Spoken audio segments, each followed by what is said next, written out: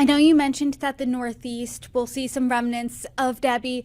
What does that look like? Is that anything like the historic nature that Georgia and South Carolina are going to see?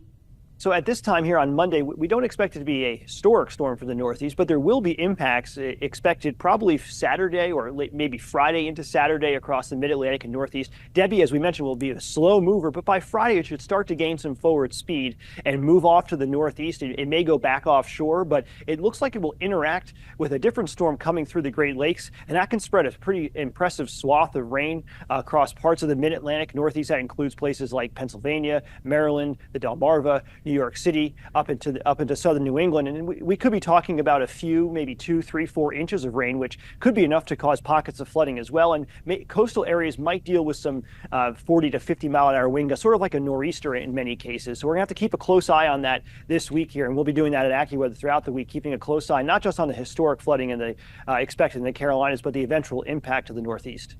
Dan, I want to look at the future just a little bit. Is there anything else on your radar when it comes to this hurricane season? So it's, as AccuWeather has been predicting really since March, we expect this to be a supercharged hurricane season with 20 or more named storms. We've already obviously seen 4. We are still very early on in the hurricane season. We are just entering August. The peak of the season is during the middle of September.